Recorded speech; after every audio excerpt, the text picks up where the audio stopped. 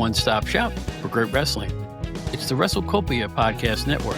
Ray Russell brings a host of great shows right to your device. There's the Wrestling Memory Grenade, Regional Wrestling, the Wrestling Stoop with Bob Roop, the Amazing Puro Academy Show, Retro Wrestling Review with Gene Jackson, Dave Dynasty's long-running hit, Wrestling Nostalgia, Monday Warfare, Raw vs. Nitro, the hilarious Other Ship podcast, and a whole lot more.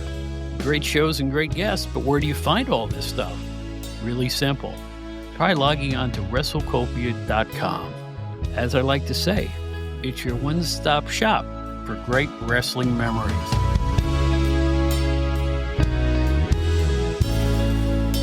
Hello, everybody out there, and welcome to the Outdated Wrestling Hour. I guess. What do you mean, you guess? What are you talking about? You're doing a whole show on a Canadian wrestling star? What are you talking about? You're doing an entire show on the Vagabond Ryan Rogan from up Canada way? He's young. I got shoes older than Rogan. It's not... No, you crazy old man. We're not doing a show on the Vagabond Ryan Rogan, a fine talent though he is. We're doing a show about the wrestling vagabonds from the past. Guys who travel from federation to organization, never staying in one place for all that long. I could come up with a better show concept. Well, like what? Here's what we do. We show a pair of ring boots with initials on them, and you have to guess whose ring boots they were. You're forgetting something. It's an audio-only podcast. Hey, watch your language. I've been up the road a time or two, you know. It'll take a long time before you have as much wrestling knowledge as I do. You spanky.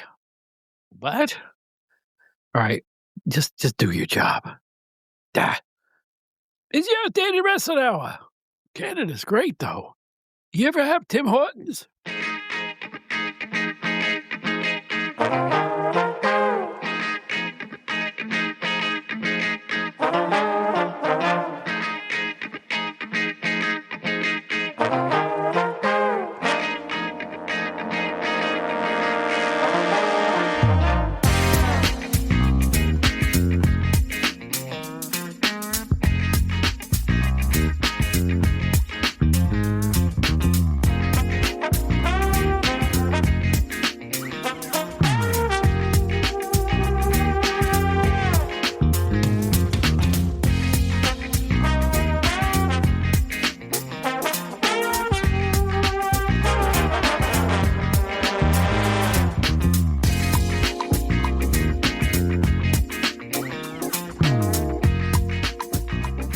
All the eggnog is gone.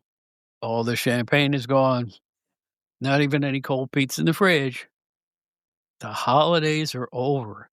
But it's always a holiday here at the Outdated Wrestling Hour, where we talk about the past of our favorite sport, professional wrestling.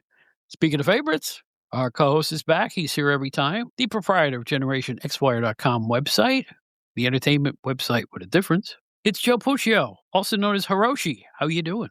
I'm doing great, and there is still half a bottle of eggnog in my fridge. There is a couple of slices of pizza in the freezer, and there's an open bottle of white wine in the fridge. So yeah, we still are enjoying the remnants of the holidays. Watch them fresh dates, Jackson, particularly on the eggnog. The eggnog is actually for my wife. I am not an eggnog fan, actually. Not that she drinks it all the time, but, you know, special occasions, she likes to have a glass. Me, I find it disgusting, actually. I think the comedian Dave Attell thinks it's disgusting, too. I think he had a line once where look at this, who invented eggnog? He goes, it's for when you want to get blasted, but you also want pancakes. Exactly. So I love Dave Attell. Well, Dave is in my top 10 of favorite stand-up. I am, by the way, a huge stand-up guy. I need to get more stand-up on the entertainment hour. I love stand-up comedy. Do you have one favorite of all time? I got a bunch of favorites. Carlin will always be my favorite. Carlin, yeah. Richard Pryor was one of my favorites. These days, I love Patton Oswalt and Maria Bamford and, you know, the off-kilter ones, you know, the ones that were just a little bit wacky, you know. And Dave Attell, like I mentioned before, he's hilarious. But if Robert Klein comes to the local senior center, I'm going to go see him too. I loved Robert Klein when I was growing up. His album sold copies, man, back in the day. What are we talking about? We're here. We're here for pro wrestling, or so I thought. And by the way, our guest is Mike Leotis, and we're going to discuss the Wrestling Vagabonds. the superstars who travel from place to place to place to place. They were never in your favorite federation for long, but they always came back, but they just weren't in the same place for long. I mean, look at Bruiser Brody, and he'd be in Japan and the United States at the same time practically. He would travel the world for that paycheck. That is our topic for today. Before that, I want to discuss something that a lot of people are bringing up, especially on social media. WWE catalog, since a lot of the stuff is being taken off Peacock now. According to the press releases from just today, and this is Tuesday, the show comes out Friday, a lot of the stuff is ending up on Netflix, at least the PLEs or the old PPVs, and maybe even a few BVDs. Who knows? This is where, I didn't even get a laugh with that one. This is where the old stuff is going to reside, but there is still some stuff on Peacock. I went on today and saw wrestling content on Peacock, old WWE stuff. Not much. But what we all fear as old-timer wrestling fans is, and I'm reading you all on Facebook and other social media, where's Joe McHugh? Where's this? Where's that? I don't see it anywhere. And I get the really, really sick in my pit of my gut feeling it ain't going nowhere. I don't think they think it's worth putting on any type of, can't say airwaves, but any type of streaming video. I don't think they're going to show it. Any response to that? I don't think so either. I know we've touched on this in the past. I just don't think it's a priority. I don't know what it really takes for them to put it on there or to keep it on Netflix or Peacock or whatever the case may be. But I just don't know if they feel like it's the people that watch it are going to help the product in a monetary way.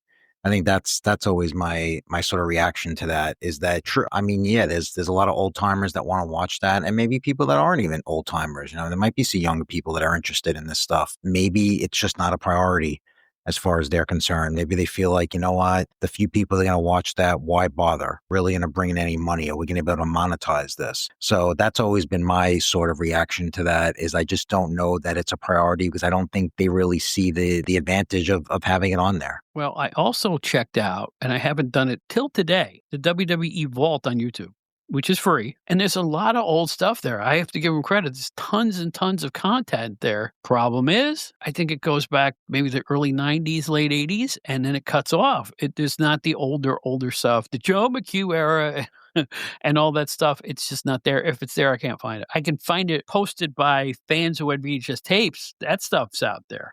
But I don't see any sign of Gary Michael Capetta or Billy White Wolf or Spiros Arian or Butcher Vachon or Chief Jay Strongbow. I don't see it. WWE Vault, what is the criteria? Like, is there only go back so far, or when does it actually go back until? I don't think it gives any thought to it at all. Yeah. It's just, I just typed in WWE Vault, the section came up, then I checked the link and saw all the videos. It's a lot of it's a mishmash. It won't be complete cards. It'll be a match, famous match, or this or that, or somebody got their head shaved, or ladies match, that type of thing. I guess it's like a big stew. They just throw the stuff in there and hope it tastes good. That's what I take out of the WWE Vault. Is it nice to have? Sure. Stereo sound and great video. What's wrong with that? And the price is right. I just know from reading social media, a lot of people are upset about all this because it's like no matter what you choose, there's a dollar sign attached to it most of the time. And people find themselves paying more for less. It's true. It kind of reminds me a little, too, of the WWE Hall of Fame. And one of the criticisms that has been leveled on that in recent years is that if you notice, whenever they honor the real old-timers or even like the pre-expansion professional wrestlers, so maybe like anybody before 1984, it's very rare that they do that, or they put them in that legacy wing or something like that, they call it, which is fine. But a legacy wing is really just means that they're not getting the full treatment. They're not getting a big ceremony. It's just sort of like, oh, and this person was also honored. And then they just give you a few stills. They are looking at it as professional wrestling started in 1984 or 1983, whatever it is. And it's been since then, where anything before that sort of gets left in the dust. And I think nowadays, being that it's 2026 now, it's almost as if that 80s era is sort of, I don't want to say forgotten about, because it's not. I just don't think the guys like the Hulk Hogans and the Randy Savages and those wrestlers are really getting mentioned as much as the wrestlers like Steve Austin and The Rock and those guys who obviously were a generation after that, but they're considered like the new legends now. And I think it's just something that is just going to keep happening. I feel that way when I watch the shows as well. Even when I'm watching Raw or SmackDown, when they do that little intro and they show all the old clips, here, now, forever, whatever they say, it just seems like they're using less and less of those performers as well. I think there's like a very, very quick clip of Hogan. Even with Hogan, I think they show tiny clip of him, couple of seconds on those opens, on those intros. Even that has sort of been much more minimized than it was. And now there's much more Austin, Rock, Mick Foley, Triple H, of course, and guys like that, which no problem with that, of course. Those are legends in their own right. But you know what I'm saying? It's just that it's a different generation. I hate to be a cynic. Those early 90s guys still sell merchandise. The 70s guys are never going to sell merchandise, even though they were printing Bruno Sammartino T-shirts for a while, back when he made his comeback, and made the Hall of Fame. Nobody wants a Sparrow's Aryan T-shirt. So I honestly think, I hate to be cynical, but I think it's, the most money they can grab by showing these guys.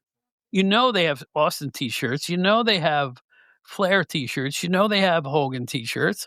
I hate to be cynical, but I think one has to go with the other these days in terms of profitability. I have my fingers in the air looking like little V's. Is it really going to sell anything? Are they going to be able to use it for merchandising, for T-shirts? Are they going to put out an Angelo Mosca T-shirt, or something like that? No, they're not going to do that. But will they put out a new Stone Cold shirt, or a new Cena shirt, or a new Rock shirt? Of course. I just think that's what it is. They're always looking at the dollar, and they probably just think it's not worth it. And then you got people like us who are forced to find it in other ways, which thankfully we do have means to find it in a lot of other avenues, such as, the other streaming services that we've talked about. And even on YouTube, you can just find stuff. So, I mean, there are other ways, but of course, it would be nice if the biggest company in the world would also make it easily accessible. Well, here's the deal. At my age, in fact, at any age, I've never worn. Actually, I have one wrestling T-shirt and I bought it with you. Remember I bought those NWA logo T-shirts? Oh, yeah. That is the extent of my T-shirt buying for wrestling in my entire life. Ever? Ever. I have never worn a wrestling T-shirt, ever. Yeah, I've never collected memorabilia of any kind. I still want to get somebody on the show to talk about belts. Yeah. Not because I want them, but I'm interested to see who the top manufacturers are, how realistic they are. I mean, is there a one-to-one copy, the same quality of what the wrestler owns that you can buy for probably $2,000? I bet there is. Oh, yeah. Yeah, there is. I was thinking, Matt Cardona's been in that business for a long time. I was thinking of getting a hold of him, but now he just signed with WWE. I know. So goodbye, Matt. Bad timing now. Yeah, exactly. He would be good for not just belts, but even if it was like action figures. And I know he's into all that stuff. I actually have a good friend that he loves belts, wrestling belts. He doesn't wear them. He doesn't have any, but I mean to say, like, he mentions that a lot of times when a promotion will put out a new belt, he'll say, oh, this belt looks really nice. And I like that they changed the belt here and this and that. And it's funny. I've never cared about them in a way. I know some people really love like the designs of certain belts and all. I like the old Intercontinental title, or I hated when they changed the tag team titles to this. And I just don't know what it is. It just never really interested me. I love watching championship matches. I love seeing belts change hands. I couldn't care less what the belt looks like or anything. But I think belts are a big business. I mean, they are a big merchandise business. And like you said, they are expensive. They get into some serious money. People, all kidding aside, people, if they want to wear them to wrestling shows and stuff, but just collectors themselves, just keeping belts. I mean, that could be some really, really big bucks. The only belt I was ever interested in is when I was with PWI, the Inter-Office Wrestling Championship, held to this day by Bill Apter. It was a piece of cardboard with some crayon on it. It said Inter-Office Wrestling Championship. Yeah. And I tried to offer from, I think Rosenbaum won it for a spell and Peters had it. But Apter kept winning it back. Yeah, yeah. That's the only belt I've ever coveted. And I will say this. I did have 2 wrestling dolls in my PWI because actually they were hilarious. I had Harley Race with his crown. And I had Skinny Abdul the Butcher from the Remco AWA series, along with Carlos Colon. Oh. It came in a 2-pack, so they could just jab each other for 20 minutes, So it was those. I did own those particular items, but it was appropriate because I was in a wrestling office, right? They sat on my desk. They were both sitting at the edge of my desk, So that I would differ from you because I was huge into collecting when I was the figurines or the dolls we call them. The dolls? LJN figures, the Oh, yeah. original WWF ones. Yeah. In fact, I do have the entire collection now, which as if that's a big accomplishment. But I did make it a point to do it, and I actually had them in my basement in the ring, kind of like set up just as a whatever. People go down there, and I'm like, oh yeah, those are my wrestling figures. Although my wife refers to them as my wrestling dolls. But anyway, And looks at you funny, right? Come on, admit it. She looks at you funny. oh yeah, I mean What are these it's a big dolls deal. doing out here? I can tell you right now, that's how women react to these things. She thinks it's the dumbest thing ever. There you She's like, "Why go. do you have that stuff?" And I'm like, "I don't know. I just always love the way just posing them. I just love them, the way they look. I don't know. Whatever. I mean, it is what it is. I don't even know trying to even remember how we got down this rabbit hole here. That's fine. Let me just wrap it up with a bow on it. Gentlemen, ladies out there, if you love collecting any of this memorabilia we talked about, have at it. Sure. Life is short.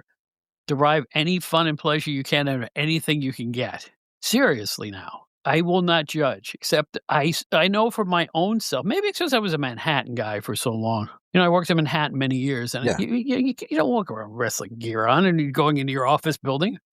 You you just don't. It was verboten, they would look at you funny. So imagine having a winter beanie with Rick Steamboat on as you're walking into your business office. It just wouldn't fly. It's just the way it is. And I hate to say it, but that's New York City, man. It's all status. Yeah. Yeah. It is. And people say it's not. It is. Manhattan is 75% status, no matter where you are or what you're doing. People will look at your shoes and your watch in Manhattan. True. That's true. You're a New Yorker. Yeah. I mean, I have not had to commute into Manhattan for a few years now since we've sort of gone remote. But yeah, I remember those days, and you're right. It really was like that. And it is still. However, strip all that aside. I still love Manhattan like nothing else. Oh my gosh. Like I said, I got together with Apter a couple weeks ago. It was a blast. We had a blast. Because, I don't have an opportunity to go in because I have nothing to do in Manhattan these days. But just to go and have a meal and just hang out and see the sights, just walk the streets. What has a better variety of stores and weird ass stuff than Manhattan? They still have 10 for $1 postcards. You know that? Yeah. For the tourists. Right. Of course, it's all the same picture, but they are 10 for $1. So. So anyway, we're way off topic here. Let's move on to the other thing that I saw last night. Now, this is Tuesday for Friday again on the show. They're bringing back the second season, WWE Unreal. Even the name of that show thumbs the nose. It bothers me. I know I'm the relic. I know most people know what it's all about now, and you're not fooling anybody. Paul Heyman starts here going, I got to be honest with you, I don't like this show. And then he said something about, holding the secrets in was always a part of our business. Good for you, Paul. But they're showing, this is like a 2-minute commercial in the middle of it. On the screen, in big red letters, are the words, the stories are scripted. I just got done talking to Tom Burke. You think he watches wrestling anymore? No, not much. He told me he hardly looks at it now. He says, I watch it, I get disgusted, and I turn on Law and Order. Right. There's a man who spent his entire life in the professional wrestling business since he was a young man. Now he's 80. Isn't it better with the is it or isn't it vibe in your head? It takes a lot for me to get excited. I'll watch 3 hours of wrestling like I did last night, but I'm not excited. I'm kind of like staring at it. The only thing people get excited about was when there's a legit injury that takes place, like somebody botched, or, oh, it's a botch. I love the internet wrestling community. He botched. You try it there, fat boy. All right? I mean, God. So, this is the problem. Everybody's booking in their heads. This is what they think the fans want. They want the insider poop so they can go on social media and go, hey, his real name is Biff Johnson, and he's really from Oklahoma. Why? Yeah. Why not just concentrate on the core product and the side product, which nobody's going to watch anyway? Let's be honest about it. Nobody's watching these shows. Nobody's watching, all the self-produced biographies that they do. Have you ever watched one of those things? No. The Unreal show, that first season they did, from what I remember, I mean, again, they kind of all blended together, the episodes. I think it was like 4 or 5 episodes, but it wasn't even that. The stuff that they were discussing wasn't even that interesting. It was, if I remember correctly, it was a lot of the stuff that we all kind of knew already, a lot of the stuff with WrestleMania, the Cena stuff, whatever it was. And again, I can't remember exactly what was covered. I just remember being very bored by it. And I'm thinking that's probably not what they're going for here. I think they're going for the opposite of that, of you to be sort of titillated here, like, oh my God, I'm not supposed to hear this. This is stuff that's going on behind the scenes. I'm not supposed to be listening to this. And it wasn't that. But here's the thing. Let's say, I'm making this up in my mind. This is not on the show. Let's say they're laying out, I hate to use the word, a script for one of the wrestlers. We'll just say out of the top of my head, Becky Lynch. You're going to do this, this, and this. And what if she goes, no, I don't want to do that. How do we know that's not a work? How do we know that the whole setup of her objecting to something they wanted to do is a work? In a business, it's a work. Maybe they're working us and calling it real. That could definitely happen on that show. I would bet on that at least part of the time. I mean, it's the same thing with reality shows, right? Because we all know that reality shows at this point, when they started out, everybody was like, oh, reality shows, that this is really how it happened. And then we found out very quickly that the majority reality shows were actually more fake than dramatic or the comedy shows. Oh, hell yeah. I remember there was one show, I won't mention it because I don't want to get sued, but there's a show that looked at taverns a lot and restaurants. And you see like employees outside fighting each other because they were at loggerheads. And as it turns out, you read somewhere else, no, that was just to put on. They just did that for TV. Right. Of course, I don't know why somebody would want to look like a jackass for any reason, but you got on TV.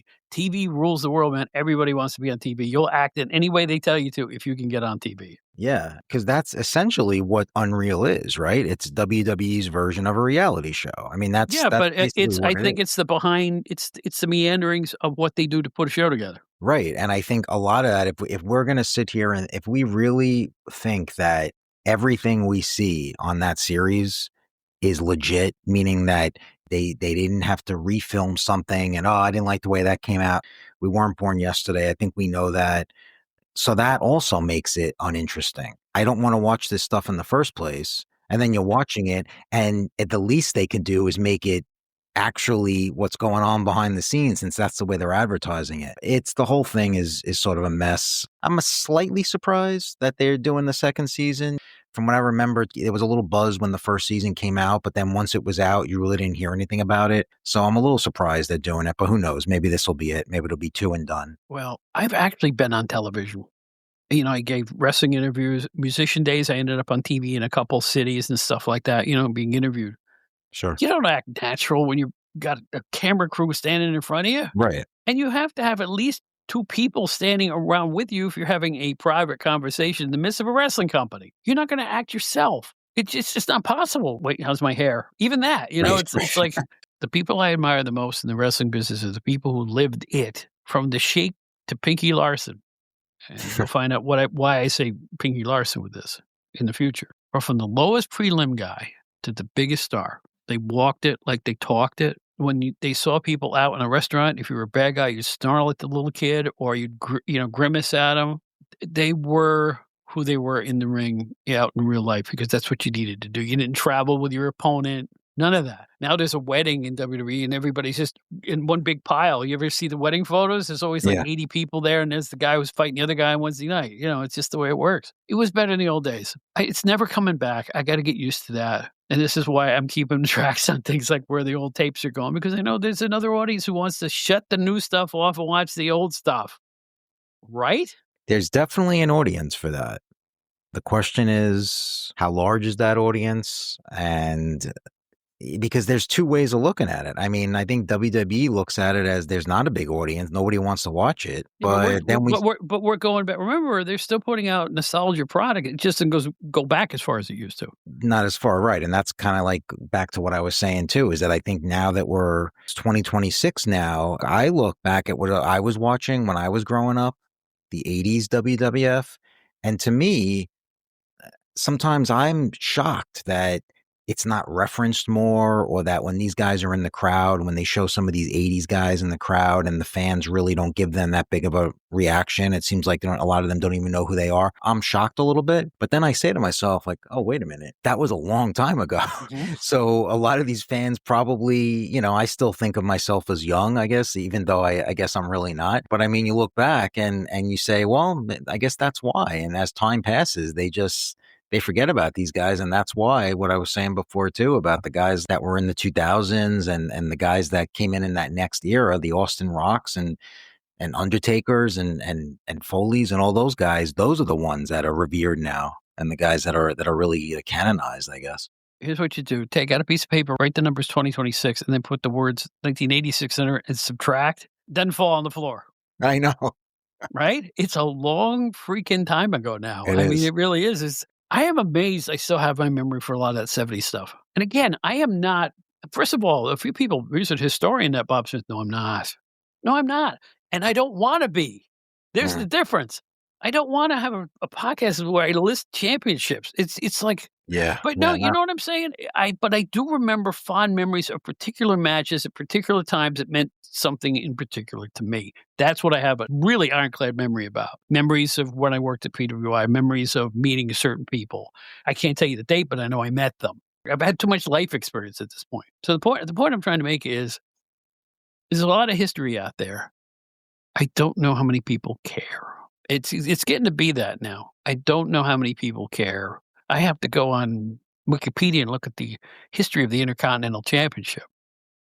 How many people are doing that? Mhm. No, they're not. They're worried about LA Knight isn't getting used right, or they're worried about Becky Lynch got the title again. She had it enough? You know, that's what people are talking about. The way wrestling is looked at is complete 180-degree difference. It's the way of the world. I can either watch it and enjoy little pieces of it or skip it. I do still watch it, enjoy little pieces of it. And that's me in 2026. Well, one of my favorite aspects of the weekly Wrestling Observer newsletter from Meltzer is when he does the historical stories. Yeah. When he talks about not necessarily when somebody passes away, but a lot of times that's what sort of generates it. But obviously, when he does a historical look at someone's past, but not only that, if there's a big event and he'll say, oh, Hiroshi Tanahashi just retired, and he might give you a complete background on his career or New Japan Pro Wrestling's career, whatever it is, something historical that he does. It's one of my favorite parts of the newsletter. And as we all know, he writes long pieces. These aren't 2 paragraphs. These could be several pages in that tiny little type print. Sometimes when I'm reading it, when it comes out on Fridays, online, of course, and when I'm done, I say to myself, I wonder how many people are still reading that or if they're just kind of skipping to the news of the week or the pay-per-view rundown and things like that. And I'm sure there's people reading it because I know he has a lot of old timers that are subscribers. And sometimes it just kind of goes into my mind. And I'm like, I wonder how many other people really care about this, or if they're just kind of skimming through it and just like, oh, yeah, that's a waste of 5 pages. Let me get to what happened on Raw last week, which to me, it's one of the best parts. And it's one of the reasons why I think that newsletter is so important. It's one of the newsletters that's keeping the history alive, and he's a really good historical person in that sense, where he'll give you the background and he'll do his research. But he wasn't alone. You have obviously kept up on the Observer. With me, I would turn to Greg Oliver. Yeah. When there was big news about an old timer, I would go to Greg Oliver every time. Greg, who is no longer with Slam Wrestling, just a tremendous writer who had a sports writer feel to his wrestling coverage. And when there was a big thing to do about a veteran wrestler, I would invariably, first thing, go to Slam to see if Greg Oliver wrote something about it. Yep. He's easily one of my favorite wrestling writers of all time. Tends to get not talked about because he wasn't with a magazine or a weekly newsletter because times have changed. But nobody has done a better job looking back at the careers of old school pro wrestlers than Greg Oliver. So I just want to give him a tip of the cap, too, because you know what? He's a great guy, an even better journalist, and journalist with a capital J. He's got it going on. Great writer. And you're right. He doesn't get talked about as much as a lot of the other. No, not as much. He's one of those guys, though. The biggest compliment I can give somebody in their older years is I still think the best is yet to come. That's the best compliment I can give people who have done the same thing for a long time. They're so good at what they do, I still think they can do better in the future. Not like me, of course, but I can't do anything better now. I can't even brush my teeth the same way. Now, since we talked about all these things, I think we have one more question for you, Joe Puccio. This is something that the fans have been lacking. I've been getting the emails and the phone calls and the telegrams because I'm old. Here's the question. What's more delicious, the WWF ice cream bar or the Carvel flying saucer? I'll go WWF ice cream bar. Wow. Only because if you're talking about those specific things, no shocker, I love Carvel, but I'm not a big flying saucer Carvel guy. So if you're going flying saucer versus the old school WWF ice cream bars, I loved those ice cream bars. I thought you were an American. No, I'm just kidding. I'm joking. I'm gonna still act like everybody else, right? No, but here's the reason I like the Carvel better. But not naturally, I choose Carvel. Number one, I'm a chocolate guy. But here's the caveat with the Carvel flying sauce. It's got to be freshly made. It can be deep frozen, but it's got to be purchased and eaten within a couple of days. Because if they get left in the freezer, they have a Oh yeah, they get tendency ice. to mush together, and Yeah, there's no crunch to the cookie. It yeah. has to have a crunchy cookie. But no, I listen. We talked about this before. I like the WWF ice cream bars. Love that cookie, that Hey, little cookie out layer. Yeah. you'd have a special moment. Like I ate Miss Elizabeth once. I mean, it was just absolutely delicious. And you know, it's funny you just mentioned that about you got to eat the flying saucers fresh because my wife and I disagree about this. Sometimes when we get our Sundays, our Wednesday buy one get one Sundays at Carvel, she'll has to eat it right away because it's a soft serve. Yeah. And she's like, "Well, no, I want to eat it." But to me, I'm very particular in a sense. So let's say it's like an hour before dinner. I'm like, nah, I don't want to eat it now. I'd rather have it as a dessert later. So what I'll do is we'll go get them. We'll drive home or walk home, whatever it is. She'll be eating it. I'll keep mine in the bag and I'll put it in the freezer when I get home. And then after Right. dinner, I'll eat it. And she's like, how could you eat that delicious soft serve sundae now when it's all frozen? And I'm like, hey, it's still good. And, I'm very particular about I have my habits and I So want to eat no, it for my dessert. so you've spent good money on a couple of Sundays, right? Really good American cash. And Yeah, if you bring them home, they put that lid on them. You're not getting as much ice. exactly. You're not getting as much ice cream.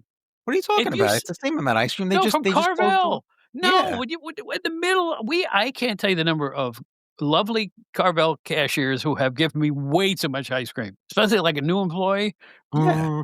It's the size of my size 11 Right, but shoe in the air. what does the cap have to do with it? They The cat, crush it you can't down? put that much in when you smush it down like that. It would ooze over the sides. They always ask. They say, do you want Well, a top yeah, with that?" and And they I say, want "Yes." you to put a top on it. That's why. You're missing out on gobs and gobs of delicious Carvel creaminess. There you go. Well, I don't This is know a what to debate. say. We had to talk about this. People have been asking for Carvel. Listen, I love Carvel. Guess what I had this past weekend? I had a flying saucer. Flying saucer. She had, I don't know what flavor it was, pistachio, I think. And it was overflowing to the hilt. She said, I ordered a small. Look at the size of this thing. And it looked like, a B-52's haircut again. Yeah, I Yeah, haven't had Carvel in a little bit. I guess it's a little different in the winter, right? You don't have it as much. I hope you and I have the opportunity to go upstate. Even we don't have to go upstate, like into Ulster County or something like that, and go to a Stewart's so you can enjoy the miracle that is the Stewart's Make Your Own Sundae. Oh, that's right. Yeah, you like yeah. Oh, I love that. Oh gosh, whatever you like and as much of it as you want. I Literally, you can take your cup, right? 2 scoops of ice cream, and then you can just fill it with your favorite toppings. And then when it gets low, you can sneak back over there and put more on. It's the thing has hardly any ice cream in it. That's what a slob like me does. Yeah. Yeah, I've seen this. I think we've talked about this where I passed Stewart's, and I think I wanna say, when my sister lived actually in Ulster County, when my sister and brother-in-law There you go. lived in Ulster on that Route 9W, whatever it is that you have to kinda drive along forever, Oh, we my. used to pass it. I may have And worked at that one. yeah, and I feel like we stopped for coffee because I think it was They probably have early good morning. coffee. Stewart's Yeah, has but I really good coffee. never ice cream though, never ice Oh, cream. you got it. You gotta experience it, and I'm telling you, for once in your life, just take a smallest little ask for a taste. That's what you do. Mhm. They will give you a taste, a spoonful of their vanilla. Just when you taste the freshness of that vanilla, oh my, it's like meeting Marilyn Monroe, man. I'm telling you. No, it's an experience that you will never forget. Trust me. No, Now don't trust you have don't me trust me about interested. nothing. Yeah. You have me interested, I wanna try it. Oh, you know what I'm interested in? Generation X Wire. What's the new thing on there? The latest thing as of right now would be our Karen Richmond feature. We talked about her the last few weeks. She was the new Gidget. She was on the Very Brady Christmas. She was on the Brady spinoff, so she did a bunch of things like that. But actually on the horizon, I just did a very last minute interview. On the day we recorded this, it was yesterday, and we spoke for about 90 minutes with the actress named Lydia Cornell. I know, Too Close for Comfort. Exactly. Too Close for Comfort. She was the daughter, Sarah, the blonde daughter on the show, Ted Knight's daughter. He did it last minute yesterday. We were on the Zoom forever and a lot to go through. But yeah, that's going to be coming out soon too. I'm guessing in the next week or so, which she had some very, very interesting stories. She has a book coming out as well. So that one's coming up. And other than that, there's a lot of other things I'm working on that hopefully it comes to fruition, especially now that the holidays are over. It was a little tough in December. A lot of people are away or people weren't getting back to me. But now that we're in January, I'm hoping that some more doors open up. There you go. So you guys who read GenerationExpire.com, be on the lookout. And, listen to the show. We'll give you an update as to when that actually hits the internet. Joe, good to see you, my friend. One more Happy New Year before I stop saying it to everybody. You're the last person. So Happy New Year. It's the 6th of January as we're talking about this. So it really is the first time I've talked to you in the new year. So I want you and yours to have a great new year, and we'll see you next week. How's that sound? That sounds great. Happy New Year to you and the listeners as well. And I agree. I give it a 1 week grace after New Year's. And then once that first week is done, I'm done with the Happy New Year's as well. Here's a rite of passage for New Yorkers. Who is the last to take their Christmas lights down? Right? A lot of neighborhoods around here that have houses and homes. I guarantee it's still 35% of them are still up. There's no question about it. You know why? It's been freezing around here. Mine, the outside ones are still up only because of the weather. Oh, this coming weekend, it's supposed to actually be fairly warm. I think in the 50s, believe it or not. They will be down within the next couple of days. Yeah. Well, anyway, this is Joe Puccio and Bob Smith. I want you to count to 9.5. I'm serious. At that point, you'll hear Mike Leotis and I talk about the old school wrestling vagabonds. Now you see them, now you don't, but they were all stars. We'll be right back.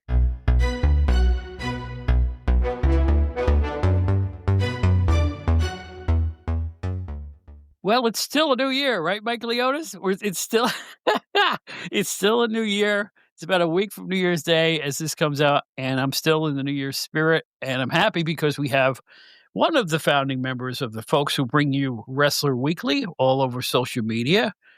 This guy knows as much about wrestling as anyone I've ever met. Swear to that on a stack of Bibles. He's a student of the game, yet he's still a young guy, and I'm jealous as hell. He's Mike Leotis from Wrestler Weekly. How you doing? Good, Bob. Good to see you. Happy New Year. It is always the greatest of pleasures to be on the Outdated Wrestling Hour, and I'm just happy to be part of the great guests that are on this fantastic podcast. I look at the names like Brian Solomon and Steve Gennarelli and all the great people that are on, and I'm just happy to be a part of that. So thanks again, and it's always a great pleasure. Great way to start 2026. Well, you know what? I'm kind of like the old Dean Martin show. What? This is what I mean. Every so often, Dean Martin would present young talent that people haven't heard of, like a young comic named Art Matrano, or just younger people, Joey Heatherton, or whoever the heck it was back in my day. Now, one of the things I like about this show is I'm presenting a lot of people who I know a lot about wrestling. You, Liam Savage, Anthony Pyrus, people who aren't necessarily household names in the podcast world, but you know as much as anybody. And I wouldn't have you on if you didn't know that much about wrestling. Now you've established yourself here, and we're very thankful to have you on frequently. So it's my pleasure indeed. Well, it's great. Wrestling has always been something I've enjoyed. And from the time I was very, very young, I really enjoyed learning about the history of wrestling, the wrestling that came before me. Growing up in the 80s, yes, I lived in New York during the height of Hulkamania, but I wanted tapes of the other territories from the time I could remember. Wrestling across and abroad was always interesting to me. I wanted to see what I couldn't get my hands on, what I read about in the magazines, ordering the back issues, and that's the foundation of Wrestler Weekly, was the back issues of Pro Wrestling Illustrated, The Wrestler, and the like. And so, Bob, that's how we became familiar with you and guys like Bill Apter, and those were our heroes, the writers and the people who brought the stories and the wrestling to life for us. And so to have really watched a lot of footage was not wasted time for us. It was a way of finding something that we fit in with, finding something that brought us a sense of joy that nothing else really did. And so to be able to share in that with people, and such good people, to get feedback from wrestling fans who listen to these podcasts and create conversations and talk about classic wrestling and have it mean something to somebody is really important. So we're happy to bring memories in an off crazy world and off, where things can be a little crazy, but this brings it back down to earth, and it's a great pleasure to do so. Take the edge off things, right? That's the way I put it. Let's take the edge off. Every one of my guests we talk for about 20 minutes before we talk, and it has nothing to do with the show. It's just some memories that we have. I was talking about, as you all know, my first love was the National Wrestling Federation, NWF, out of Cleveland, Buffalo. And I used to watch it religiously in 70 and 71 in upstate New York. When Pedro Martinez retired, and this is after the IWA and some other things he was involved with, he started a videotape company called PM Video for Pedro Martinez. And Martinez was part of that. His son, who used to be the ring announcer and stuff like that, and he was part of the company too. And he would put out these catalogs where you could look at his wares. He had a lot of the Sheik in Detroit. He had his own IWA. He had some other organizations mixed in there. And the beauty part is on your VHS tape, you could mix and match what you like. So it's around 1980 I discovered this, and I had everything with the Sheik on it I could find because I never saw the Sheik. Territories, I couldn't see him. And then other things, little esoteric things. WWA out of Indianapolis ended up on the tape because I saw who was wrestling on the cards. Awesome. Just awesome. That actually preceded my tape trading. I didn't know what tape trading was until about probably 82, 83, I think. And then I read something in a magazine and I started tape trading with people. It wasn't even trading. I was buying them. I was too dumb to trade them. I bought them, So, give me $15 for that. Yeah, all right. I'll make a dupe and send it to you. One of those things. If it wasn't for that stuff, I guarantee I wouldn't have been the writer I was at PWI. There's no way. There's no way. You need a background in it. You just did. We would hire people. I'm not going to mention names. I remember they hired people who didn't hardly know wrestling that well. And it was a struggle because they didn't know the nuance of pro wrestling. I mean, we had one writer who was a little bit cultured, right? And he supposedly wrote an article about the Road Warriors, right? The Road Warriors. You remember how they thought, wow, what a rush. He's doing an interview, a kayfabe interview, right? With somebody. And I think Animal goes, oh, come now. He was writing these guys in his own voice. Like he used to say, oh, come now. The Road Warriors don't say, oh, come now. Right? So they snack on danger and dine on death. Yes, they don't say, oh, come now. Oh, man. I got 1 million of them, pal. Shut me up, will you? Shut me up. I mean, but anyway, the reason Mike is here, we're going to go back in the past and look at the people I call the wrestling vagabonds, all of them major stars. But if you blink, you might miss them. Do you remember those days, Mike? Oh, yeah.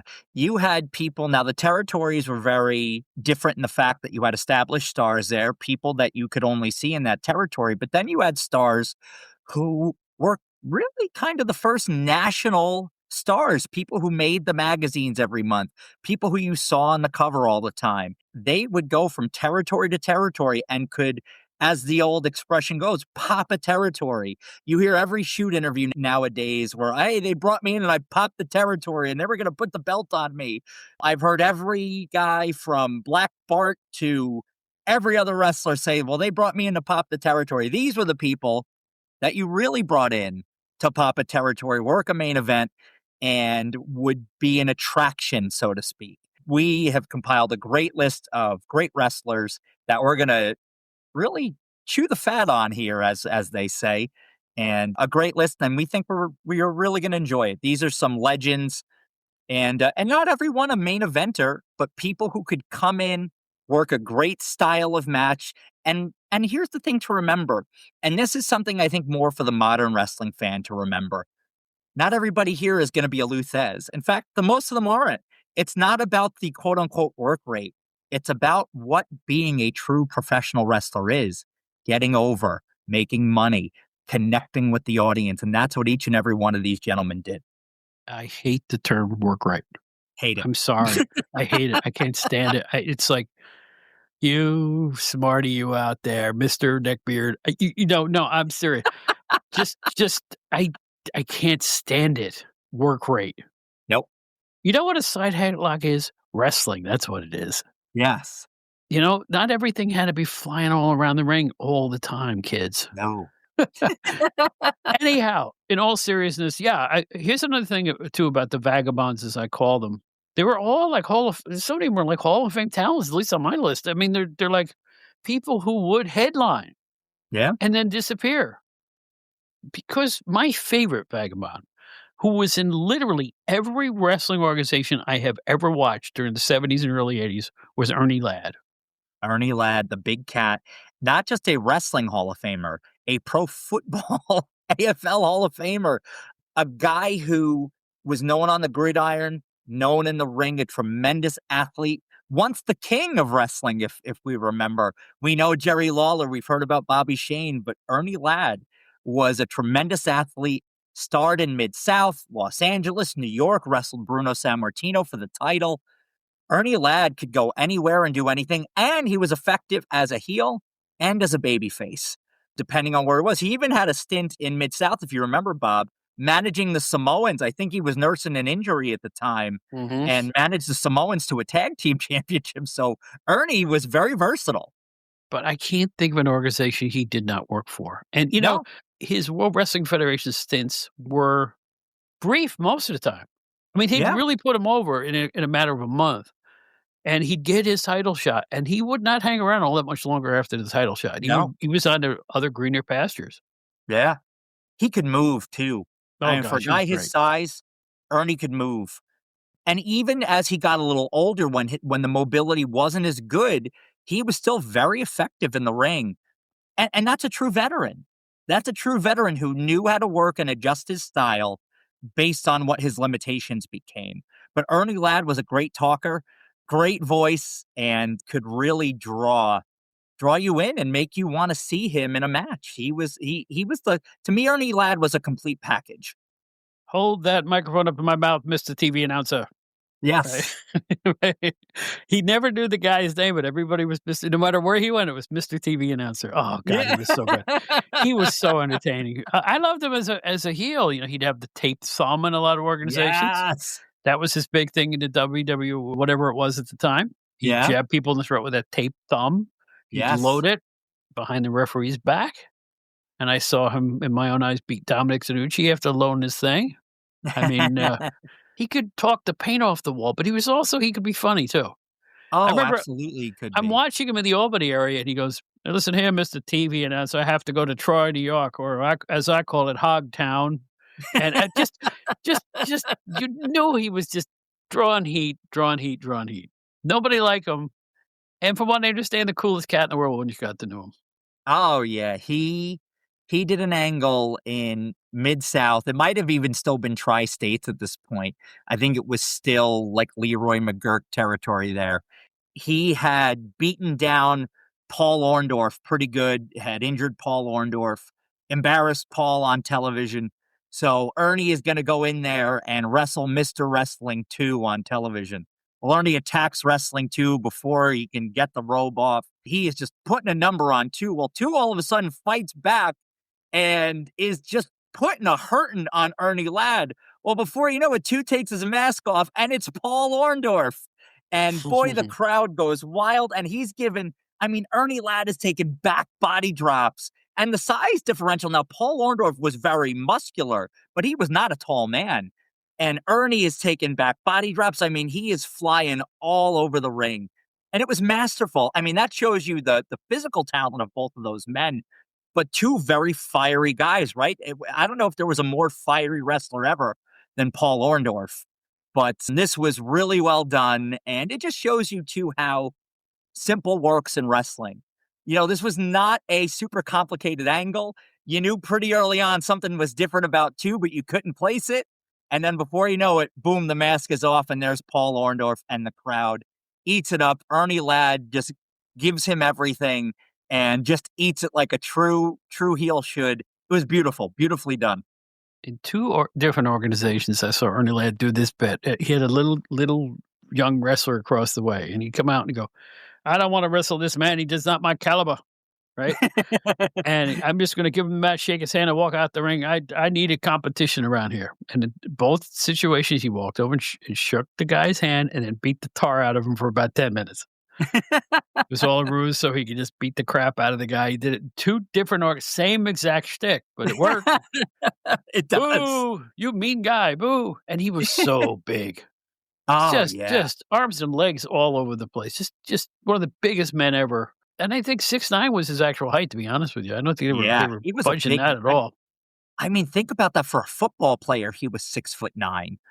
And again, for a wrestler, I mean, huge man. I mean, he was somewhat slender for a guy that size. He was still big, but again, his build was very unique. There is a tape, I think it's an IWA tape out there, where he wrestles a 14-year-old Terry Gordy, who is probably about 190 pounds soaking wet at this age, under the name of Terry Mecca, little blonde 14-year-old Terry Gordy that just gets the stew beaten out of him by King Ernie Ladd. But a great videotape. It's available on YouTube if you can find it. It's pretty easy to find. But you'll see a gentleman who became one of the all-time great big men in pro wrestling getting a lesson in wrestling early on from one of the great big men of his time, Ernie Ladd. Yeah. Ernie never needed a manager. They would always slap a manager on him. He never needed one. Didn't need it. A mouthpiece was redundant with him. I remember he had the Grand Wizard, and I'm like, "What? Why?" Yeah. What And for? in the IWA, he had beautiful Bruce Swayze, who would just say, "Here he is, he's Ernie Ladd," and then I would take right over. So Yeah. Swayze got it. He knew who he was working with, you know? Oh, yeah. And Yeah. everywhere else he went to, he had a lot of managers. I just didn't think he needed one. He was a singular sensation. Yeah. He didn't need it. A manager is really more for a guy who can't talk. But I think Yeah. managers are just so prevalent in the day that the top challengers just seem to have Yeah. managers. But I guess just a difference in the times. But yeah, it just wasn't needed with Ernie Ladd. Nope, not at all. Why don't you give me one of yours since, we've pontificated about So Mr. I'm Ladd? gonna go with one of my favorites here, the masked sensation Mil Mascaris, and in recent years, some pontification, so to speak, about Mil not putting anybody over, Mil being a prima donna, and Mil might have been all those things. I'm not saying Mil had the greatest attitude in the world, but guess what, folks? He was Mil freaking Mascaris, and you could sell a card with Mil Mascaris just on the poster by himself. And so I'm not advocating as Mil Mascaris is the world's greatest humanitarian. What I am advocating for is the fact that Mil Mascaris was a genuine star. Mil Mascaris was the kind of guy you brought in to work with a top level talent, to be in a main event. He didn't have to put anybody over, folks. He was the main event all by himself. So if you were in the position to work with Mil Mascaris, and this is what I think, again, and we're not really catering to the fans of today, and I don't mean this as a knock towards them. It wasn't about him coming and putting anybody over. He wasn't burying anybody. That's a great term people use. Say he buried the talent. He didn't get buried with a loss. That's not how wrestling works. You got elevated because you worked the main event with Mil Mascaris. Remember him? There was the rule back in the day, and I love this, with Madison Square Garden. You couldn't have a masked wrestler in the Garden. And he worked with, I want to say his first match was with Doug Gilbert, Gas House Gilbert, and in the Garden. And I think Gas House was wearing a mask at that point. They wouldn't let Gas House wear the mask, but they let Mil wear the mask. And it was incredible. He wrestled in the Garden. He wrestled for the AWA title. He wrestled a lot in Houston. Classic match with Harley Race. He wrestled everywhere. Los Angeles, he was big. You could bring Mil Mascaris in anywhere, and he was well known, the man of 1,000 masks. It was the look. It was how he presented himself. He did wrestling moves that you didn't see all the time. You didn't have a high flyer wrestling that lucha style back then at all. So it was a treat to see a Mil Mascaris match, huge in the magazines. On the first cover ever of PWI, he was a great photogenic piece and a true legend in pro wrestling that the American fans ate up at that time. And I think doesn't get the flowers that he deserves today because maybe he wasn't the nicest human being in the world. Well, I don't know what nice has to do with you know what? Here's the deal with me. I am so old school that I could care less about Yes, what he was like back. I don't care. I don't care. He was a He was a star. great performer. He was awesome to watch. the best wrestler to photograph. You Oh, can ask yeah. Howard Baum, you can ask Bill Apter, the best wrestler to photograph. That magnificent leap from the top rope, Oh, the yeah. flying body splash, come on now. He was magnificent, and to be honest with you, Bill didn't hurt. Bill Apter thought Bill Mascaris was the bee's knees, Oh, yeah. and Oh, if yeah. he wasn't taking pictures of me, he hired somebody who would. Yeah. And you know what? How many covers was Bill Mascaris on Yep. during the And it glory sold. years of sales of GC London magazines? I Yeah. rest my case. That's what kind of a star he was. You know, after those periods in the '70s into the '80s, you'd see him WWF for a while, then to the NWA. Remember the Cactus Jack match? Yeah. Oh, yeah. Right? And Yeah. he did a lot of indies, shockingly He did. enough. And you're right, he didn't, other than the IWA, and even that wasn't that long because it was only about a year and a half total that they were trying to go national for. Einhorn said, "I can't make it, forget it." Yeah. Then it became a regional promotion in the Carolinas, Yeah. and it wasn't the same. Now, Mil Mascaris was a great wrestler. Could he be a little samey at times? Yeah. Yeah. I Of mean, course. when he was mat wrestling, you either thought it was really cool, you did. That kind of style doesn't go over with everybody, particularly these No. days. If there's a wrestler like that now, nobody would even say boo to him Yeah. because he did a Yeah. lot of mat work. People hate mat work now. Yeah. Ugh. I just don't get me started on today's wrestling. That's all I have to No, say. we won't But no, look, start he was that. a great wrestler wherever and made a lot of money, I'll tell you that much. Yeah. He He was big in Japan as well. yeah. A lot of great matches over in Japan. Him and guys like Dos Caras and other Mexican stars went over and were very popular in Japan. Mill was a big star, and when he came into the States and would work a match and wrestled everybody. Harley Race, Nick Bockwinkel. There's the infamous whether it was Mill in Memphis or not, story. I don't know if you're familiar with that one, but No, they I didn't know anything about that one myself. no, there is. I don't remember the full story, but there was apparently a Mill Mascaris match where Mill was stretchered out of Memphis, and there are rumors on whether or not it was really Mill under the mask that night. But I've never seen footage of this match. I'll have to look back and do a little bit more research on this. But I've seen questionable things on whether it was Mill that actually did the stretcher job that night in Memphis or not. But he wrestled everybody. He wrestled everybody everywhere and was tremendous. And again, photogenic and the colorful attire. It was just so different than anything anybody was presenting at the time. He really stood out. And that's how you get over. And that's the key thing. He knew how to get over and he knew how to stay over. Yeah, his shtick worked for him like any other good wrestler. Look at Hulk Hogan. People always say, well, Hulk didn't try as hard in the States as he did in Japan. That's a bunch of malarkey. Hulk knew what worked. Yeah, his shtick got old after a while. But you know what? While it worked, it was the greatest thing in the world. And he was the smartest wrestler in the world because he knew what worked and he stuck with it. I mean, that's what Mill did.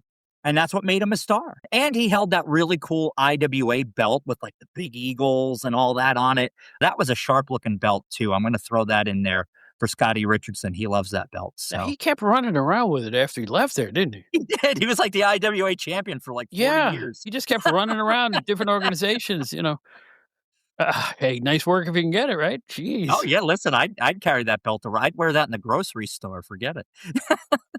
Now, the next guy on my list is somebody we don't have to extol the virtues of because everybody knows we'd just be beating a dead horse, so to speak. But Andre the Giant worked everywhere. Oh yeah. And a lot of that was because he had a cooperative, Vince McMahon Sr. had a cooperative where Yeah. he'd kind of send him places. I'm Yeah. sure Vince Sr. got a cut too Oh, I'm of sure he whatever did. was going on. But Andre worked everywhere internationally and I saw him in some smaller organizations I wouldn't believe he'd be part of. He won the Los Yeah. Angeles Battle Royal one year and Yes, stuff he like did. that.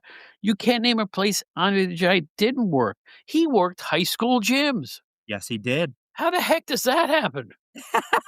No, seriously. I saw a couple of How matches does where that he happen? headlined a high school gym. I'm like, how does that happen?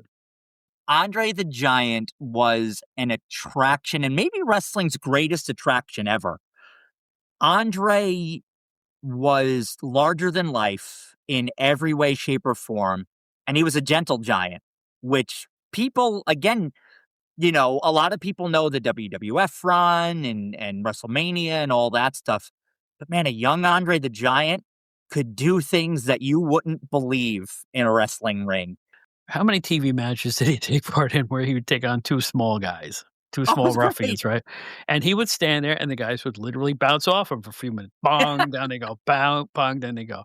Then one of them would kind of take over for a second, rake the eyes or something like that. Andre Yeah. would get mad. Here comes the boot. He sits on both of them for the pinfall. That was the shtick. Again, he was more of a, shall we say, vagabond than people gave him credit for. People remember him from the WWF, particularly when they went into WrestleMania 3 and all that stuff. You can't forget that. But the 70s, he was everywhere. Detroit, California, just name it. Toronto, In the South, AWA. Toronto, everywhere. AWA, you name it. He worked every place. Florida. So in that period, he was as active and as traveled as anybody, which could have been easy for the guy that size. It's been talked about a million times. He couldn't find a bed that would fit him, on the road. He'd go into a bar and drink 127 beers, and they'd run out of Budweiser or whatever it would be. It was just, good God. It's Hulk Hogan feuding with the Heenan family, which at that time consisted of Nick Bockwinkel, Big Bad Bobby Duncombe, and Ken Patera, who were teaming and I love this name, the Black and Blue Connection. They had been triple teaming up on Hogan, injuring the arm. And so Hogan claims, I want them all by myself. Well, good old Wally Carbo says, and remember Wally Carbo, he wasn't that wet blanket like Stanley Blackburn. Wally Carbo was one of the good guys. And Wally Carbo says, you need a partner. So Hogan brings in the heavy artillery, Andre the Giant, to battle the Heenan family. So it's a 4-on-2 match, technically 3.5 with Heenan in there. And it's an incredible match. Again, available on YouTube from the St. Paul Civic Center in 1982. And it's incredible. Hogan and Andre get the Duke, but it's just a really fun match to watch. And I would love that. Andre would kind of be the heavy. If you were messing with that top baby face in the area and you had that gang of heels that was doing a number and getting away with it for a while, man, here comes Andre the Giant. I remember a similar angle with Skandar Akbar's Devastation Incorporated in the 80s when they burned Iceman King Parsons. Well, here comes Andre the Giant to help save the day. And I used to love angles like that where Andre would be the conquering hero to help the babyface friend. And one of the two, you mentioned the spots where, Andre would, be knocking, the guy would run into him. There was always a good one, too, where Andre would be bent over working on the other guy. The guy would bounce off the rope and bounce in Andre's butt and just go flying. I used to love those spots, too. So, again, Andre was very, very special and just beloved by so many fans. And I'm so glad to see his legacy live on so strongly because he just really was a very, very special attraction. Nobody like him ever. Yeah. Incredible. So that's it. All right, give me another one. You got another one for me, don't you? Oh, yeah. I have the American Dream, Dusty Rhodes. The Dream was one of the first to me. I'm not one of the first because wrestling goes back so far, but, in the 1970s, Dusty Rhodes was everywhere. Stardust. And, man, the charisma that Dusty Rhodes had. In his own words, I don't look like the athlete of the day, but I am bad and they know I'm bad. The marketability of Dusty Rhodes, a common man, the son of a plumber from Allen, Texas. And you got to love Dusty. He was everywhere. He was an attraction. He had charisma for days. Okay, but he was almost too over. When he left Florida, he almost killed him.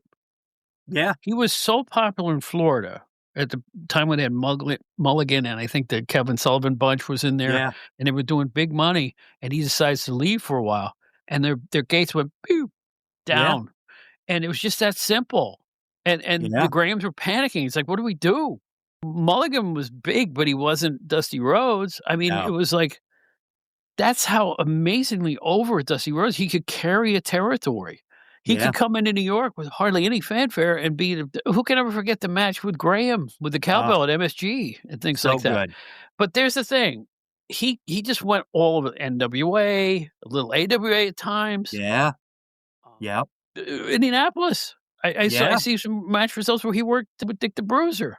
I mean, again, this is what I'm talking about for the theme of the show, is that he would go from place to place to place and place and make top dollar, I'm sure. I'm sure his pay envelope was right on the top of the stack every single time. But he deserved it because there was nobody like him. He was a totally original character, and He was every man, and that's why I think he sold so many tickets. People could identify with his struggle, the son of a plumber and all that stuff. Oh, yeah. And he just spoke in a way that was just so you I don't know if I could put words to it. Dusty talked and you listened. Kind of the rule of the law of E.F. Hutton, right? When E.F. Hutton speaks, you listen. It was the same thing with Dusty Rhodes. He talked. You could send a tape of Dusty Rhodes cutting a promo saying he was coming into the territory and forget it. There it was. You're selling tickets already. He's going to come in and he's going to take down somebody, and it's on. It's on. You're sold already. Do you remember the days when it was the promoters would cooperate a lot, trade Yeah. talent back and forth, and you would see interviews taped in the federation where they are now before they Yes. show up 2 weeks later in another Yes. federation, Yes. right? You would see Lance Russell talking to somebody, and then he'd end Yep. up on a show in Georgia. Yes. Yeah. So those were the days when they didn't compete; they kind of worked in joint. You give me Yes. and I'll take that type of thing. I'll tell you what. Dusty, I saw a million interviews with him. Like he'd be in the Mid-South or something talking, and Yeah. next thing you know, he's in the other organization 2 weeks later. Yeah. I loved that kind of stuff. Where you'd see a introductory, look who's coming. He's going to be here next week, fans. It's Dusty Rhodes at the Civic Arena, and then you'd Yep. see him in a different studio, and you could Yep. pinpoint it if you were watching what was going on. Oh, yes, you could. I think that was the beginning of the wrestler by himself interviews. Yeah. You see what I'm Yeah. saying? I get it. The wrestler by themselves interviews only took hold in the late 80s, but before that, you didn't want to see the announcer from the other organization. So they just Yeah. have him looking at the camera, talking directly to the fans. That's how Yeah. that worked. Memphis was famous Absolutely. for that. Oh, Memphis was great at that. And here's another thing that was different then too. So if you remember Dusty Rhodes and the Great Kabuki, they started that feud in Georgia. Then they could work that same feud in Mid-South because Mid-South hadn't seen it. But you had, I don't know if you remember, right? Kabuki had misted Dusty in Georgia with the white robe. It looked amazing. The green, and then Dusty had painted his face and did the war promo, which was fantastic. He was going to go to war with Kabuki. Well, after they'd had the run in Georgia, Kabuki then goes to Mid-South and is starting his thing and doing the mist and all that. Well, they run the same angle in Mid-South, and now Dusty, they do, or he's missing everybody. I don't think Dusty had come into Mid-South, but Dusty now is coming in. They're calling in the troops. They're calling in Dusty Rhodes because Kabuki's beating everybody in Mid-South. Now they got to call in the Dream, and the war promo already recorded from the Georgia angle. Poof, now they run it again in Mid-South and make even more money. It's beautiful, It was just genius the way they worked it back then because there was no internet. There was no all these things. You could run feuds in multiple territories and make buku bucks on something that was tried and tested, and it was just a beautiful thing to watch. What was old in Florida could be brand new in New York, Exactly. right? Yep. What was main event in Indianapolis could be new guys in California. Absolutely. And I loved it when like feuds would rotate around the country, same two people. Those were the Oh, days, yeah. man. Those were the days. I mean, it's It's like you could get magical away time. with it because you didn't know what was going on in another state. And you No. had no way of getting access to it unless you were the wrestling magazines. That was it. And by the time the Absolutely. news hit the wrestling magazine, you go, when did they work together? You would learn about it post haste. But I want to bring one thing up. I think I have my timeline of this. If there's some fans out there who want to correct me on this, please do. I think he got fired as booker for Crockett at one point. He did. And he didn't know what to do with himself. And he went down to Florida where the Grahams had packed it in. And he tried to revive, I guess he called it Florida Wrestling. PWF. PWF, right. PWF. Wrestling Federation. He brought in Terry Funk as the main adversary. And I Yeah. was getting the tapes of those things. I said, this is good. They're It going was to very revive good. Florida. And they didn't. The times had changed too much. And the next thing you know, Dusty Rhodes is wearing polka dots and dancing with Sapphire in the ring. Yep. But you know what? He got it over.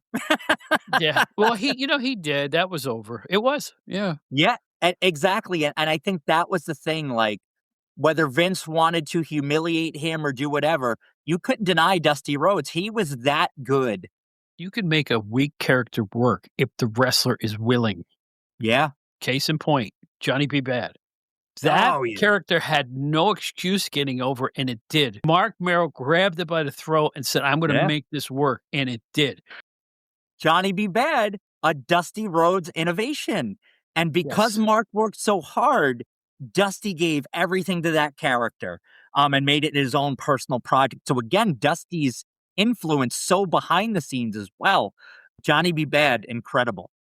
Fellow New Yorker too. Yeah. Oh, and accomplished boxer as well. Yeah, Golden Gloves, that's right. Yes, he was. That's right. Abby the Bee. There was not a venue that he would not work or an organization he wouldn't take a check from. No. Constantly, he worked this thing outdoors somewhere where we beat up an author Yeah.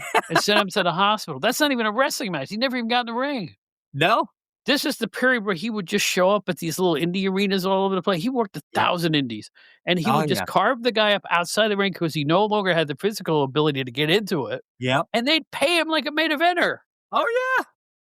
I do believe that particular point in his career was damaging because you had promoters that didn't know their ass from a hole in the wall, putting on gore shows in high school gyms. Yeah. High school gyms draw fans to say, "Hey, look, wrestling like on TV, let's go." They Yeah. don't even know who's gonna be there. "Oh, we No. get to see wrestling live." When you sabotage an audience like that, Yeah. this isn't just today's promoters, it's ones from 20, 30 years ago. Oh, You would yeah. have Abdullah, like, take out a shiv and stab a guy in the head with it for 20 minutes Yeah. or even 15 minutes, and there's blood everywhere. That's not what they bought their tickets to see. No, not at all. And Not at all. things like that damage wrestling. Yeah, Period, end of and story. it did. But you take a look at Abdullah and what he did over a period of time.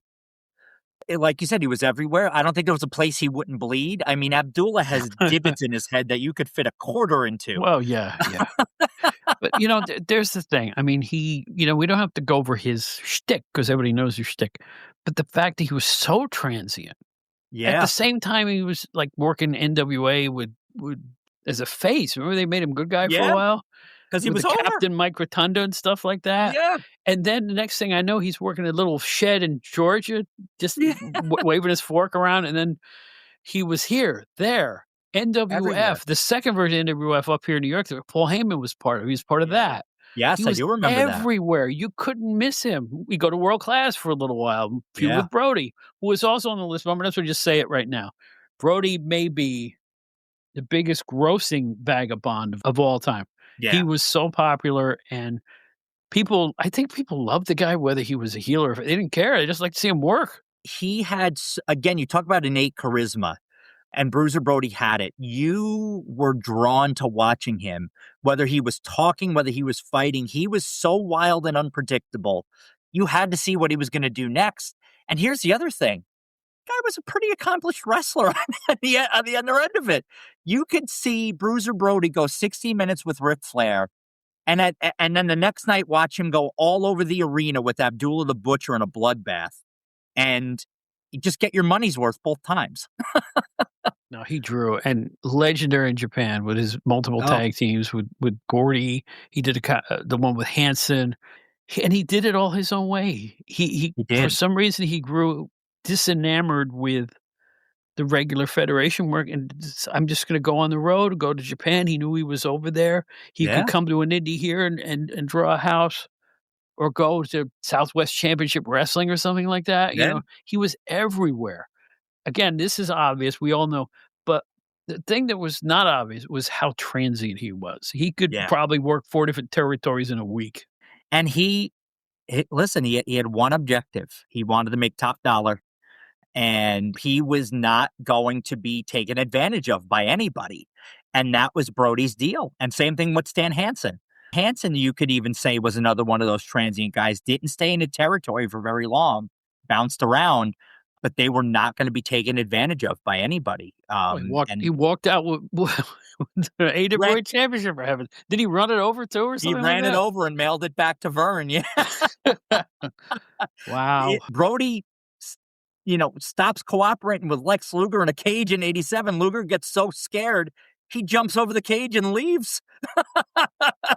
I mean, Brody, you aren't going to mess with him. So anyway, God bless Bruiser Brody and his wife, Yeah. lovely wife, who's still around, and is still a Yeah. pretty good representative for pro wrestling at this Oh, time. So it's every time she shows up and speaks somewhere, she brings the house down. I had the wonderful opportunity to speak with Barbara Goodish, again, about 4 or 5 years ago. She did an interview with us with Wrestler Weekly. Just number one, a lovely human being, an incredibly lovely human being. One of the things that she really enjoys hearing from fans, she says, I have young people, 25 and 30 years old, that go, I love your husband. I love watching him.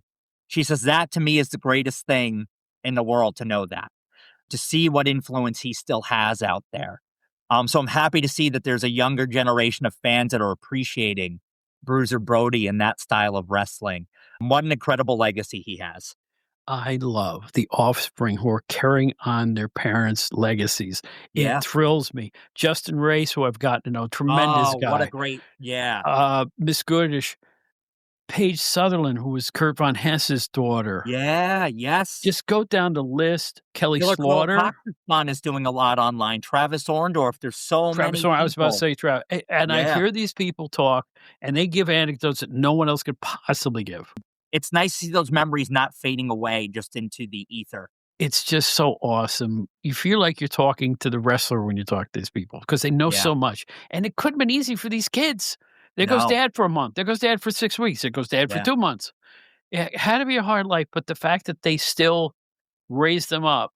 I mean, how many people, Paige Sutherland, how many people know who Kurt Von Hess is in 2026? Yeah. But by the same token, she's keeping that memory alive and pointing people toward videotape. That's the goods. Do you have another one, or should I keep going with my list? I got here? another one, and one that has been discussed on the show quite a bit through Brian R. Solomon and his fantastic book, Blood and Fire. But the Sheik, the original Sheik, one of the greatest attractions in wrestling. We talked about him prior to us hitting the record button. But Bob, I'm gonna let you take it away on this one. No. Here's the deal. Yes, he was a vagabond, but unlike the others, I think he was a vagabond out of need. Yes. Whereas a Brody could go from place to place and get the highest paycheck on the stack. Sheik needed the money. Yes. No, let's be honest. According to the book, he needed the money because, the 2 territories that went belly up, he didn't even have a home base anymore, and he needed to travel to work. In fact, he took a Absolutely. long period off before he became that vagabond. Yeah. And Sheik, younger, he had gone around the territories and was an attraction, Los Angeles, and, wrestled Bruno for the belt and, was a big star. And again, was featured on magazines and wrestled Blassie and things, but then really settled into Toronto and Detroit. But again, both those territories killed because the Sheik just wouldn't, there was no rising star that beat the Sheik. The Sheik just killed the territory dead. You take a look, a lot of people say the tipping point is him even beating Andre the Giant. And, that basically killing Toronto dead. And then the same thing in Detroit, just not putting guys over and only really depending on himself. Nobody ever really beat the Sheik, and that really worked against him and really killed his territories. And so, yeah, like you said, out of need, he became the vagabond. Well, here's the deal, too. I mean, okay, he's on top. That's one thing. But then the fans sit through a card, and he comes out and he does a 3-minute, 40-second match as the main event. No. Yeah. No, nobody's that over. Nobody's that over. 5-minute matches, 7-minute matches. Nobody is that over that you can. That's a ripoff. It is, and you need to have longer matches. You need to have some substance to those matches. Not, hey, we're gonna do a quick schmaz, Pentel Fireball. It's over, and people got tired of it. And I can describe a Sheik match right now perfectly. Bell rings. The face starts out strong. Yes. The good guys beat him up pretty good.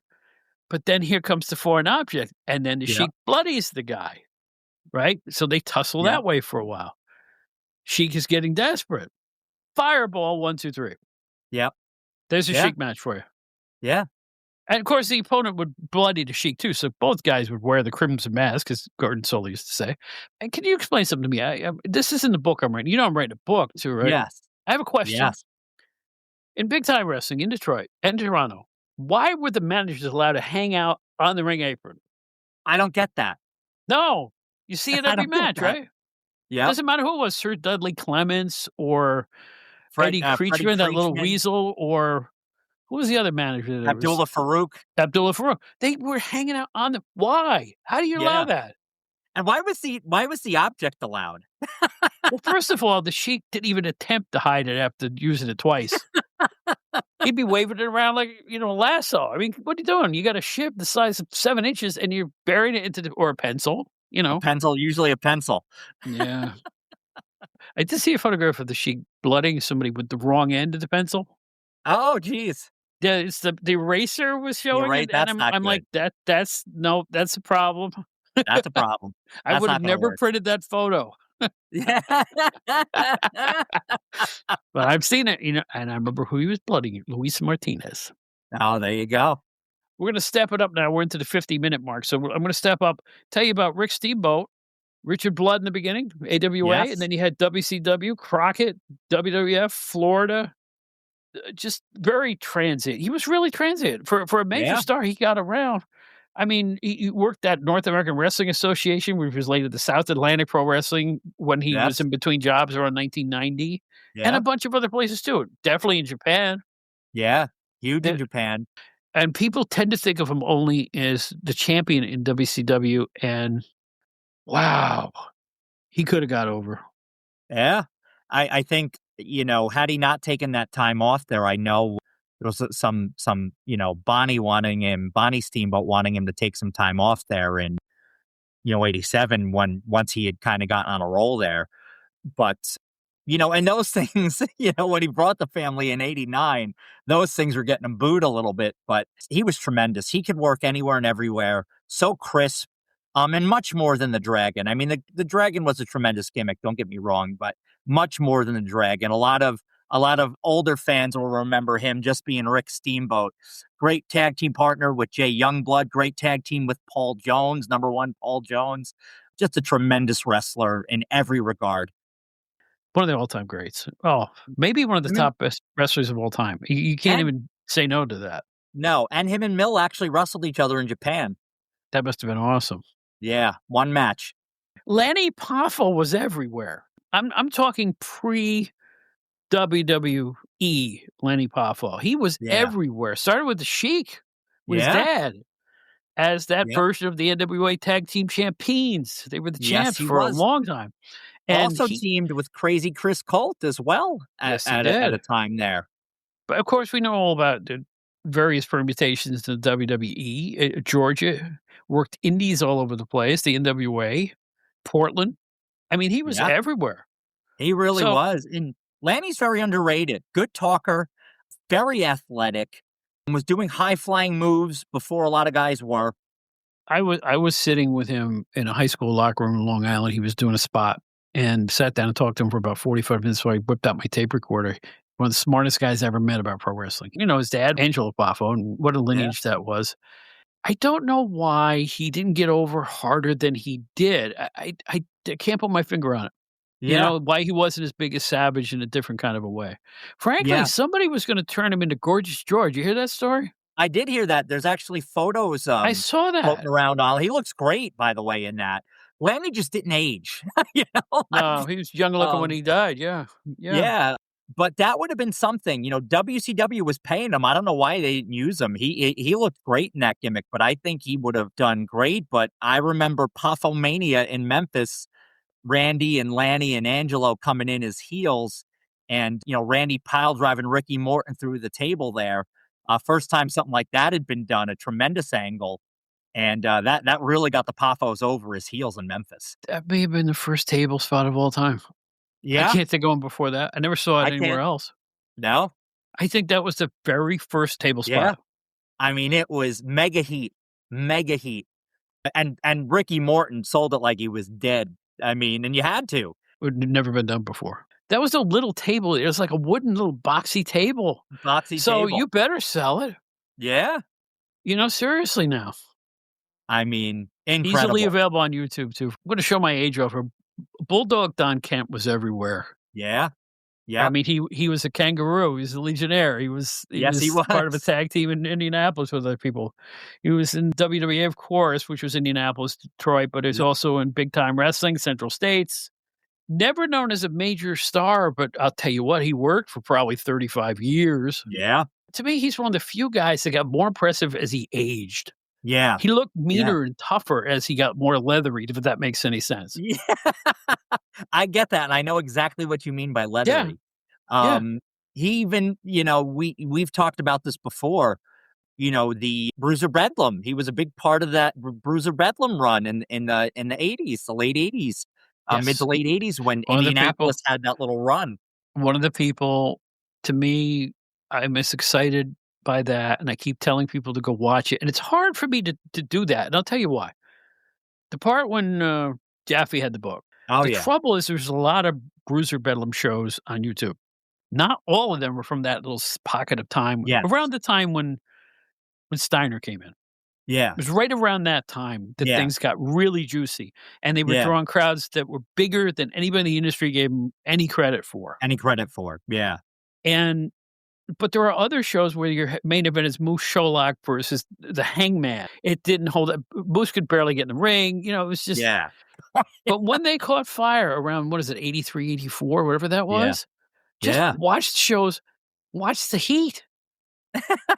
Nobody in 1984 and 85 drew heat like that. Nobody. Not the NWA. Great stuff. Nobody. So I give them credit for keeping traditional old school wrestling alive. Yeah. With a talent base like that, getting the most juice you could out of the orange, they did everything they could. So, Yep, it was great. And let's hear it for Dr. Graham again, Dr. Graham Jr. Dr. Jerry Graham, one of the best guys out there. Love Jerry Graham. The last two on my list are Dick Slater, who's been everywhere. Florida, Georgia, Mid-Atlantic, WWF at the end, Mid-South, Japan, just keep going.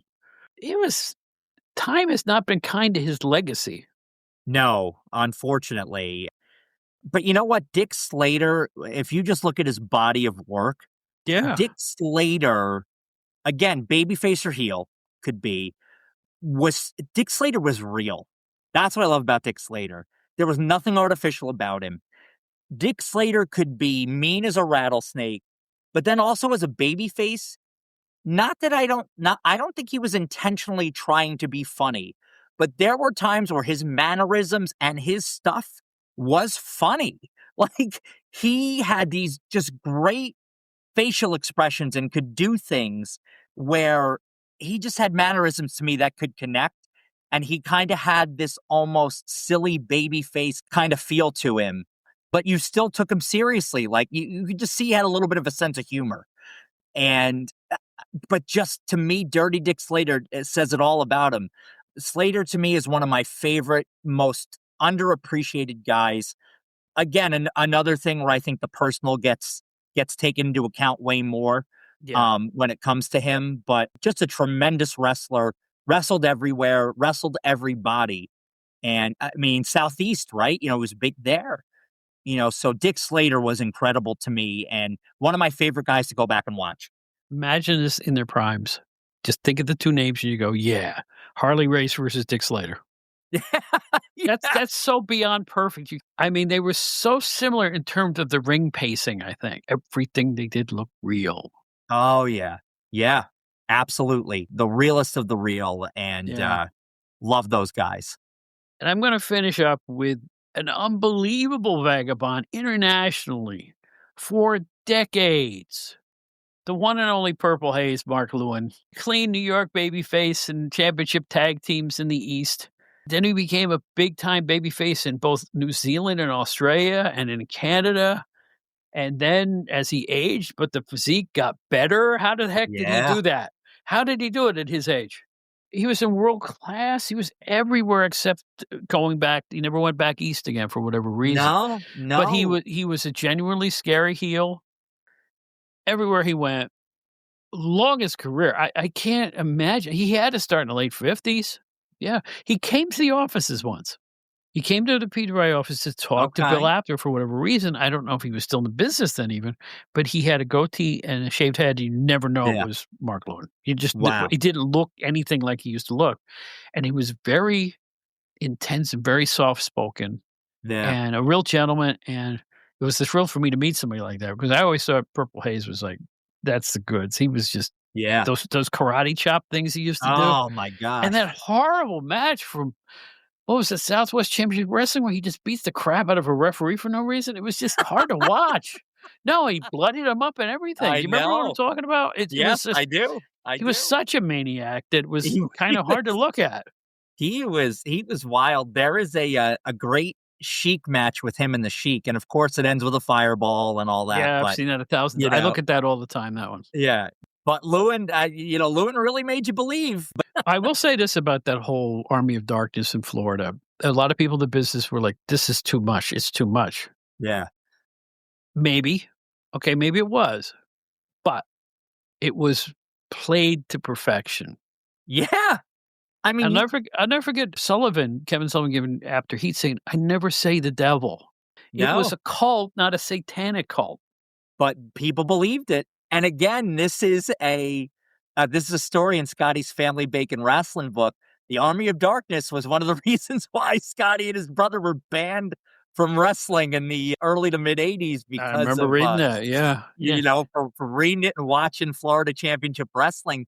But they did it so well, so well. I thought it was great. It never gets old, and since we're talking about old wrestling, and particularly '70s wrestling, there are 3 great sources. There are others, but I wanna give a shout out like I always do to Dave Dynasty, Nostalgic Dave Mhm. Dynasty, who is putting out all that Indianapolis stuff. Thank you, Dave. Chris P. Lettuce and his Armstrong Alley section on Yes, YouTube, phenomenal. The Savmar Wrestling Library run by Mario Savoldi, called the Angelo absolutely. Savoldi Wrestling Library. There's stuff that you may have never seen before in there, and others, including people you hooked me up with about, like, Portland and stuff like that. You Yeah, pointed me at somebody's posted, like, 17 or 20 Portland shows or maybe yeah. even more They're than that. I believe they're Amazing. called Ring of Fire Wrestling now. They used to be called Testosterone Overload. They rebranded, but now on there is Hawaii, New Zealand. There's some great things. There's a gentleman too who is, I think he's wrestling archive. I have to get it. I have to get you the information, but he's doing a best of the territories and little 15-minute clips. And it's great. Like you'll get 2 or 3 matches in that 15-minute clip, and it could have a Indianapolis, a Portland, and like a Hawaii on it. And you'll be like, "Whoa!" It's really cool. I think it might be Wrestling Archivist, but I'll get the info on that. And I wanna give a shout out to Terry Sullivan and Dave Grayson Brzezinski, who do those amazing Detroit-based history lessons on Mm, Detroit wrestling. It's yeah. awesome. And to Terry Sullivan, who for nothing other than the goodness of his soul, puts on these amazing looks back through history wrestling on Facebook. Find Terry Sullivan and follow him. The thing is like reading a book along with, newspaper clippings and results. Mm, Just phenomenal, and they're doing it because they wanna do it. They're not gonna get rich doing this stuff. They're doing it nope. because they wanna keep the spirit of old school wrestling alive. You guys are my heroes out there. Love it. And again, so much great wrestling out there still to watch. There's things that you haven't seen out there that you can keep adding to the library and the repertoire. So Yeah. download these, look at these, bookmark them. I'm gonna live the rest of my life still discovering something, and that's gonna be the great thing. So you'll watch the things that you have only read about. And as more footage keeps getting found every day. It's amazing. There's footage. My favorite wrestler of all time is Baron Mikhail Cicluna.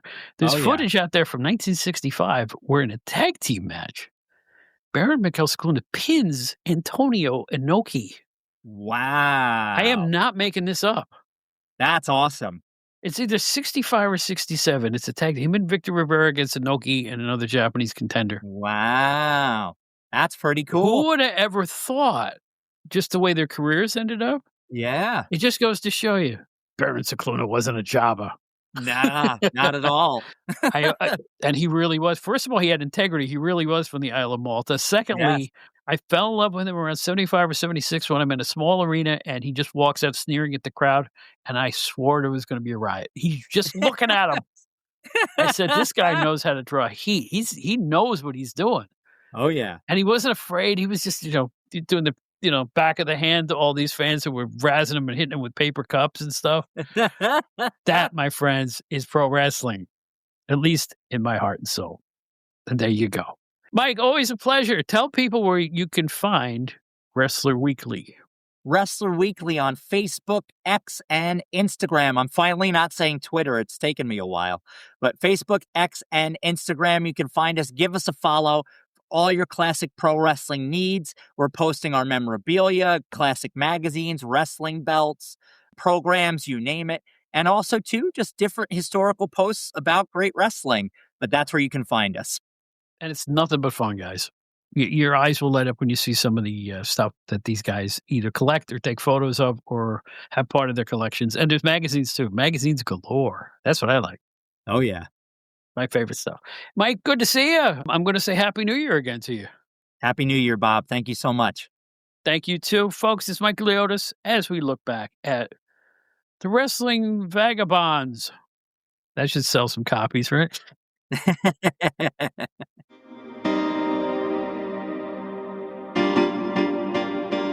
Attention, Gen Xers.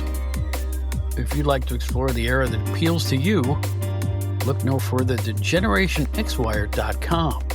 The generation who grew up with elite in entertainment, music, movies, TV, books, pro wrestling, and more finally has a one-stop destination for all their Gen X needs. From Aerosmith to Batman to the Killer Bees to the Twilight Zone, there's something for everybody at GenerationXWire.com. You won't find a more eclectic mix of pop culture content than at the leading website that specializes in the greatest generation, GenerationXWire.com.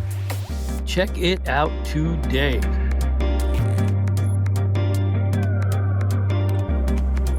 Well, there you have it. I want to thank Mike Leotis for popping our way again. I really appreciate it as we talked about the guys who used to travel from organization to organization. And of course, our good buddy Joe Puccio, the co-host with the most. And he doesn't boast. If he does, he's toast. Oh, man, the corn. Sorry. Well, anyway, write to us, outdatedwrestling@gmail.com. Our website, outdatedwrestlinghour.buzzsprout.com. All of our episodes are there. Click a button, go from one to the newest one. In any event, we have a lot of episodes there. You can check out all of them. You can also learn about the Outdated Wrestling Hour fan club, or for a nominal fee. I mean, less per month than the cost of a New York Daily News. You can perpetuate the goings-on of this rambunctious young podcast, as well as our sister one, the Outdated Entertainment Hour. So, learn all of it. OutdatedWrestlingHour.buzzsprout.com. Find me on Facebook. I'm the only Bob Smith that sings with B.B. King. No kidding. You can also find me all over social media. If it's an app, it's out there. I'm either outdated_Bob or Bob Smith. Well, that's it for this one. We're working on getting a professional wrestling legitimate Hall of Famer onto the show. We're just trying to set up a date for that. And we have a lot of other people coming on the show as well. Some old favorites and some new voices you're going to hear on the show for the first time. So stick with us if you'd be so very kind. So for Joe Puccio, Mike Leotis, and myself, my name is Bob Smith, the old PWI guy. Thanks for being here. And in the words of an absolute legend, Ringo Starr, peace and love, brothers and sisters. Peace and love.